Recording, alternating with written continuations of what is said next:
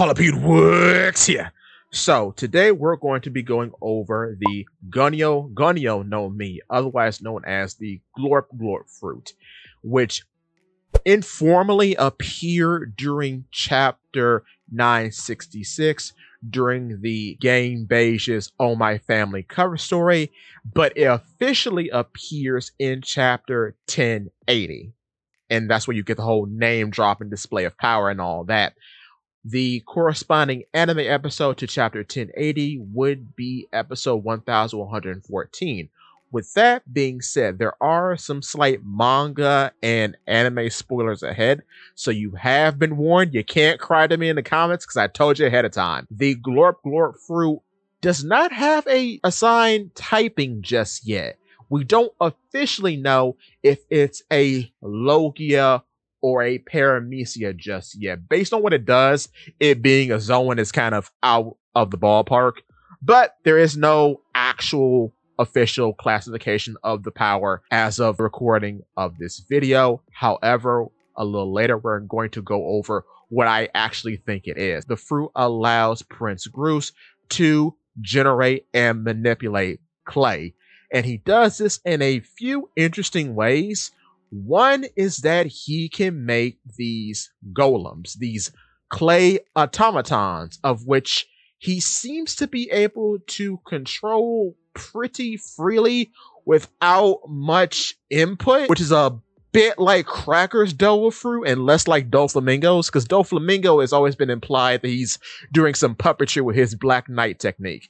But here, the golems seem fairly freeform, and quite frankly, out of all the fruits that have been able to create automatons that are made out of some sort of substance, his are pretty high up for how intelligent they seem to be, because one, he keeps an entourage of them around his person at all times, which in itself is very interesting, but they can use weapons like guns and such. And they can also eat, which is a very interesting implication, because I believe in the anime we see one with an apple, which is wild to me. Why can they eat? That's incredible.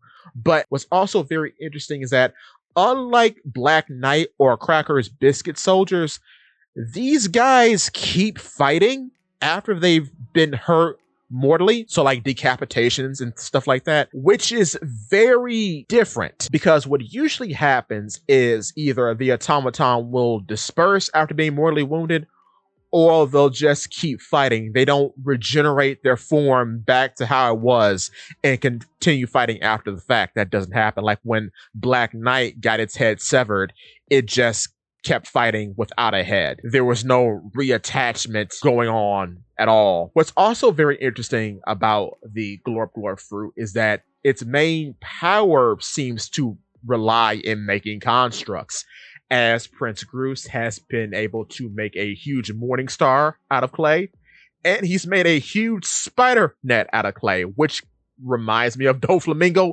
yet again, if you're sensing a theme here. But what makes the web net so interesting is that it's called the Glorp net, and it was able to stop Avala Pizarro, the user of the Island fruit. So, going with our whole Dressrosa theming here, this is impressive because potentially during the possession of Hachinosu, Avala Pizarro was bigger than Pika. So Prince Groose, using his Glorp fruit abilities, was able to nab up all the rubble after Kobe's honesty impact to stop someone who was bigger than Pika, which in itself is very, very impressive. With that being said, it's also been used to catch Garp's ship when they were coming inbound off of the ocean onto Hachinosu. And the name of the attack of which Groose catches the ship is the most ridiculous sounding Devilfruit attack I've ever seen.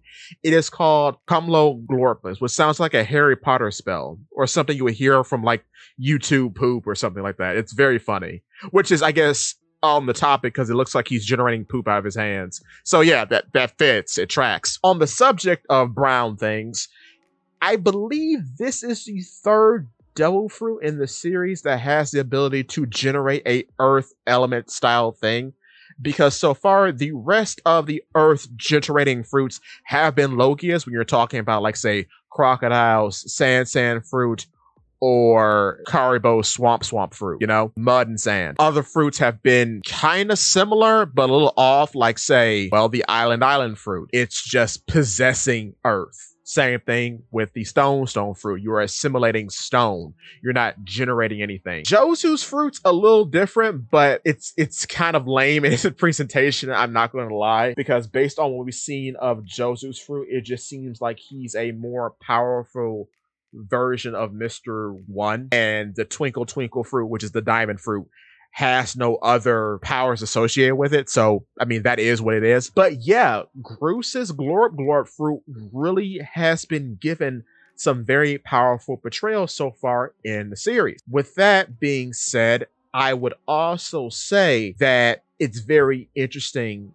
that he seems to specialize in constructs. That's not unique, but it's interesting because so far the only other devilfruit user I can think of who was all about constructs to this degree was Cracker. And not only can he make constructs, he can make weapons as well, which is something Cracker wasn't too good in. He was only good at making one kind of construct. All of Groos's constructs are different because the marine golems that he has around his person all the time all look different, which is also something that's wholly unique because it's one, you make a construct to a particular specification, like in terms of Cracker, all his biscuit soldiers look the same, or with, say, Doflamingo, you just make yourself. But Groos is a bit of an artisan because each soldier, even the little funny guy that he makes of himself, all look different.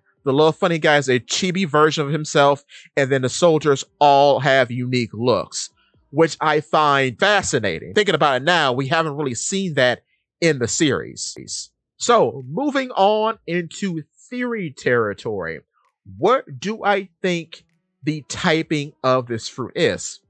Well, I did a bit of a video a while ago explaining that I think in the story of One Piece, based on all the abilities that we've seen and how some characters have a lot of abilities in common, I think Prince Groos, as well as many other characters, are special paramecias like Katakuri.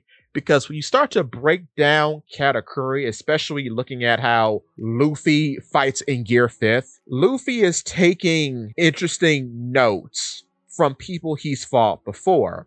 And two very similar people he's fought before obtaining Gear 5th were Katakuri and Doflamingo. Katakuri and Doflamingo basically had the same ability. One just controlled and generated mochi, while the other controlled and generated string. One made a full clone of himself made out of string. The other just cloned his various limbs. That's all Katakuri did. He cloned his fists and his feet, but he didn't make a full clone of himself. But in the way that they fight, they both have the awakened ability to affect the area around themselves and turn it into their chosen substance. So, of course, with Doflamingo, thanks to the string fruit, he turns things into string. And Katakuri, thanks to the mochi fruit, turns things into mochi. Then when you look over at Luffy, he's doing the same thing by turning his surroundings into rubber. So it's very interesting how the storytelling kind of sets you up for how Luffy's powers are going in the future. But getting back to Prince Groos, especially with the whole Glorp net, is reading a lot like Doflamingo. And another character that was on that special Paramecia video list was Cracker. And like I mentioned before, he specializes in automatons like Cracker did. So I think, yes, Groos is a Paramecia, but not only that, he's a special Paramecia. However, so far, we have not gotten into what makes his clay particularly strange or weird yet, but based on how his showing was so impressive during the invasion of Hachinosu, I strongly think we're going to find out more about this ability in the future. And then, of course, I'll do a follow-up video on the Glorp fruit. But based on the information we have now, we know that one, he can control all the golems seemingly telepathically. Two, the Glorp fruit can allow him to generate various clay structures, of which I assume can become hardened and be used as conventional weapons. And three, the clay is soft enough to provide a landing for an incoming ship and may have some sort of sticky element just based on the nature of clay itself, because two, he was able to catch all the rubble after Kobe performed his honesty impact. So that's all we have so far for the Glorp fruit. I think it's a very interesting fruit. I think it's a very powerful fruit. It really does put Groose on the map to be one of our central marine characters moving forward. RIP to my boy Smoker. He is so donezo, baby. Especially if you've read chapter 1122. It's so over. It's so over for the boy. But with that being said, give me your thoughts.